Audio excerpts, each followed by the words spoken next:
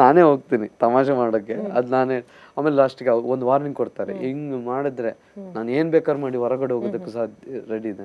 ಆ ಮಾತು ಕೇಳಿದಾಗ ಅಗ್ರೆಷನ್ ಇದೆ ನಂಗೆ. ನಿಜವಾಗ್ಲೂ ಹೇಳ್ತೀನಿ, ಆ ಥರ ಹೋಗೋದಕ್ಕೆ ಯಾರು ಹೋದ್ರೂ ನಂಗೆ ಇಷ್ಟ ಆಗ್ತಿರ್ಲಿಲ್ಲ.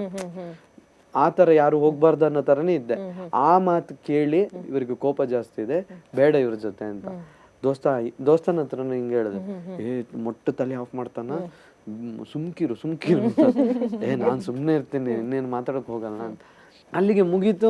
ಕಳಪೆ ಬಂದಾಗ ನಾನು ಅದಕ್ಕೋಸ್ಕರನೇ, ಅವ್ರಿಗೆ ಕೋಪ ಜಾಸ್ತಿ ಬರುತ್ತೆ, ಅದೊಂಚೂರು ತಮಾಷೆಯಾಗಿ ಜುಟ್ಟು ಹಾಗೆ ಹೀಗೆ ಎಲ್ಲ ಕೊಡ್ತಿದ್ದಾರೆ ಅನ್ನೋ ಥರನೇ.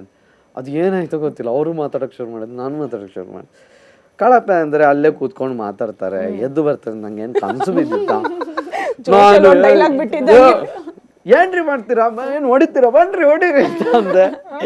ಯಪ್ಪ ಬಂದಾಗ ನಾನು ಅಯ್ಯೋ ಯಾಕ್ರಪ್ಪ ಬರ್ತಿದ್ದಾರೆ ಬಂದು ತಳ್ದಾಗ, ನಾನು ಫಸ್ಟ್ ಟೈಮ್ ನನಗೆ ಲೈಫಲ್ಲಿ ಈ ರೀತಿ ಆಗಿರೋದು.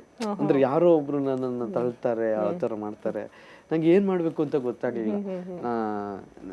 ನಾನು ಮೊದಲೇ ಹೇಳಿದಾಗೆ ಇದು ಯಾಕೋ ಬೇರೆ ರೀತಿ ಹೋಗ್ತಿದೆ ಅನ್ನೋ ಥರ ಅನಿಸ್ತು.